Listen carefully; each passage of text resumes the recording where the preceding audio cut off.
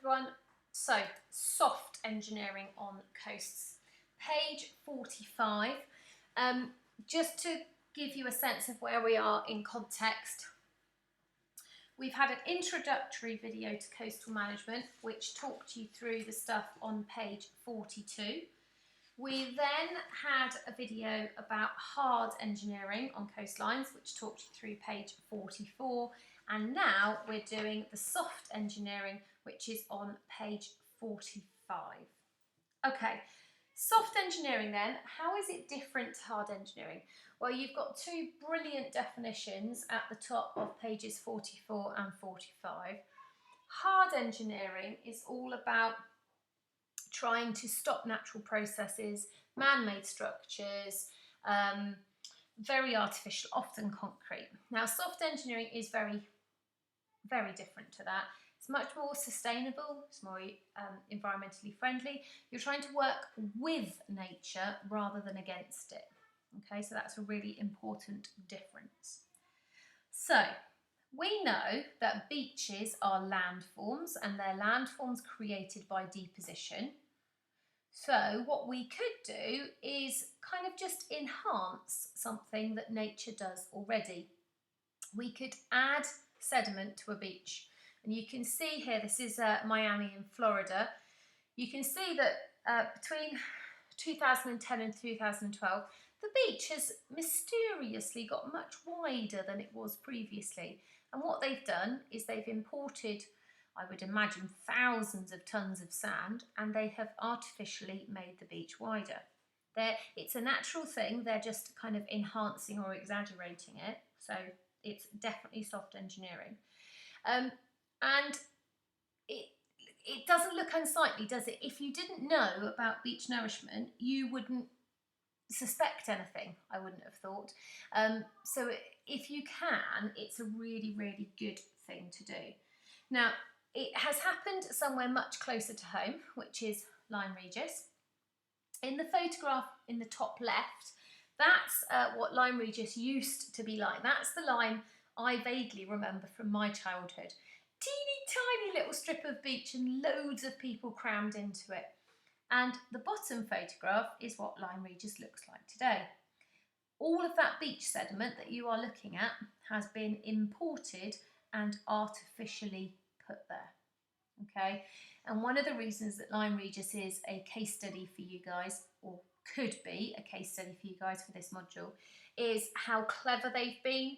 It's really natural looking. Most visitors to Lyme would have no idea that was artificial. And they've got the sandy section because most tourists prefer sandy beaches. It's good for sandcastles and kids and it's just nicer. But you need the shingle for coastal protection, and also shingle is much more in keeping with what you would naturally expect on the Dorset coast. It's just really, really clever. So you can be really clever with beach nourishment, and that's how popular the sandy bit of Lyme Regis Beach can get. So beach nourishment, very clever. Yeah, you have to keep topping it up because coastal processes are going to take that sediment away, but still an excellent technique. This is completely optional. This is not something that you have to do at all. It's for those of you who are interested, really.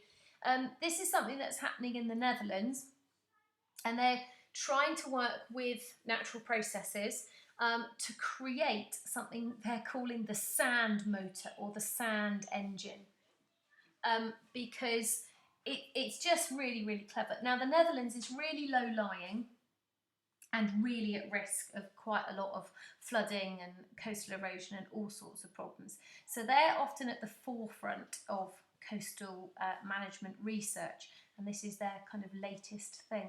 So have a look if you're interested. It's pretty cool. If you want to do something closer to home, then we are trying to protect various bits of Norfolk, so the east coast of the UK, from erosion. So beach nourishment is used all around the world. It's a well-tested technique. Just a little bit of revision from yesterday.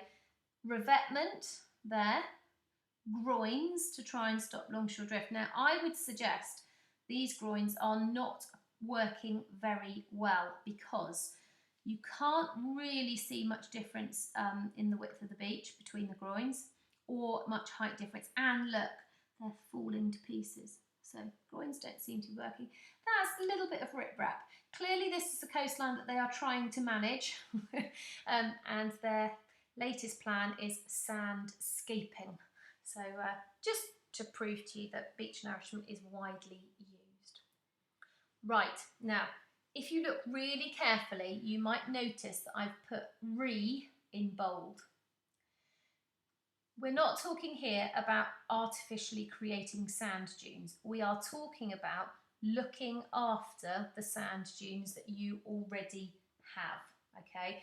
And I also need to emphasise that because on page 45 of your module, this is exactly where the hole punch hole is, which is a little bit annoying. So it's dune regeneration. When we looked at the succession videos, we talked about the fact that one of the things that holds the sand together are the plants. And they've got to be quite specialised because not many plants are able to live in sand, but marram grass was particularly good at doing that. The thing about plants is they can be killed by various things that humans do. So they can be killed by fire, they can be killed by walking on them repeatedly or by picking them or whatever. So what they're doing at Dawlish Warren is they are managing the behaviour of humans very strictly. And I don't need you to know loads about this, but one thing they're doing is they've got these information boards about the do's and don'ts. So you might be able to see no fires or barbecues. You've got all this information about what they're doing and why it's important. So you try to educate your visitors about what you want them to do and what you don't want them to do. You provide footpaths so that people can't just wander around the sand dunes willy-nilly and kind of trample on things and kill them. So you provide pathways.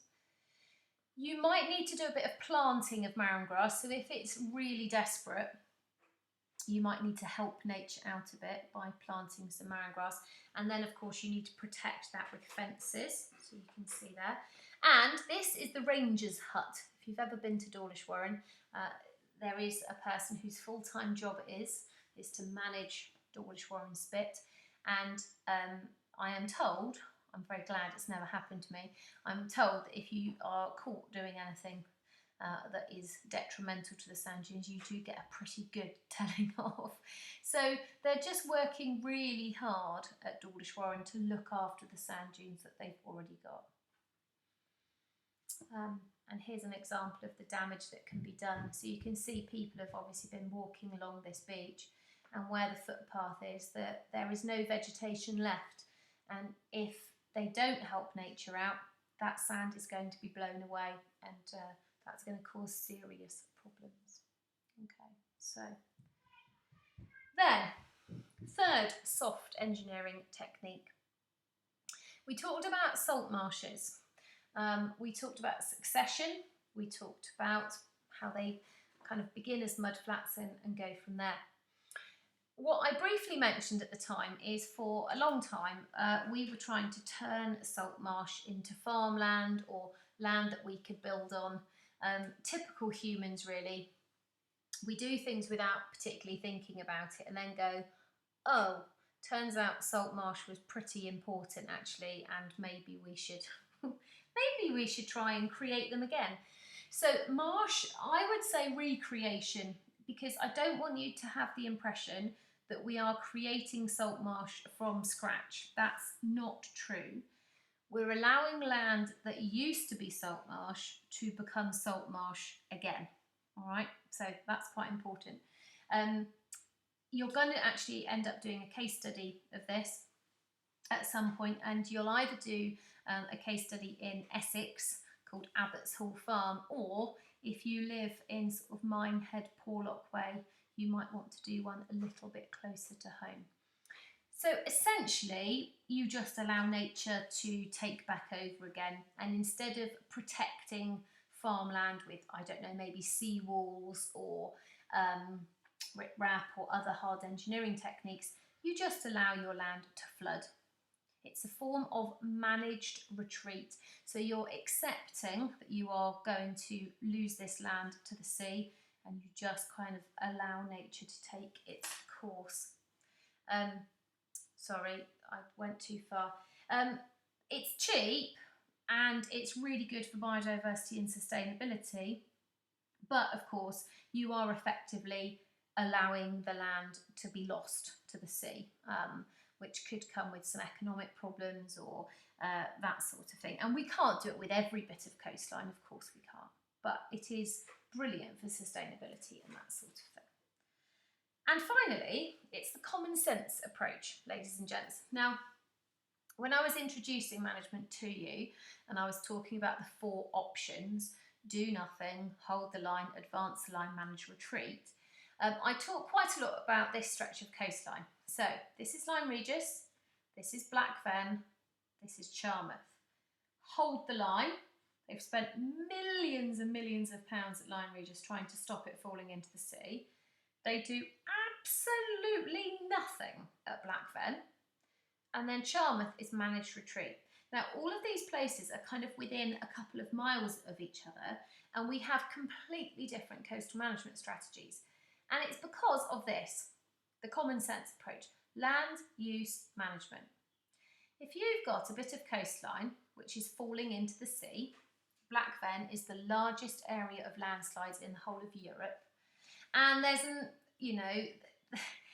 the chance of saving it is nil. The sensible thing is you don't build houses on it. You just don't put anything there that could one day fall into the sea. So the only thing you've got at the top of Black Fen is a golf course. Now, if you're a keen golfer, I'm sure that you will be sad about the fact that this golf course is eventually going to get smaller and probably not exist at all. But it's not the end of the world, is it? It's not like losing the whole of a housing estate or a whole town. So you don't build things in places that you cannot protect from erosion. It's just using your brain, ladies and gents. Okay, so you'll be pleased to know we've reached the end of the coastal management options, and I just want to go through a summary. You would never manage a coastline without doing a cost-benefit analysis. And if you haven't seen my introductory video about management, which explains that on page 42, please make sure you do, because cost-benefit analysis is a really important part of this. We try to use soft engineering. We live in a period of time now where we know that we need to think about sustainability. We know we want to try and show awareness of nature, but you can't always use soft engineering techniques. If you've got a really valuable place like London, for example, which is a financial centre, it's where the government is, it's home to millions of people, we have to use hard engineering for the really valuable places because cost-benefit analysis tells us that that makes sense. But crucially, when you're planning a management scheme now, you have to take into account the fact of a coastal system and the concept of sediment cells, because, so I'm just going to give you one little example back here. One of the things that the management scheme at Lyme Regis has done is it has largely stopped longshore drift. So the wind and waves predominantly come from the southwest. So that would mean that longshore drift goes in this direction. All right, so from Lyme Regis to Charmouth. Because the management scheme in Lyme Regis has protected Lyme Regis, it's brilliant, it's award-winning, brilliant coastal management scheme. It's almost kind of been too effective, because now that means that there's not very much sediment reaching Charmouth, and the rate of erosion in Charmouth has accelerated. All right, so it's the idea that you have to be aware that what you do in one place will have knock-on effects, and as long as you've done your sums correctly, that might be okay, but it's really important to consider. Okay, so the next time we have a video, it'll be about case studies.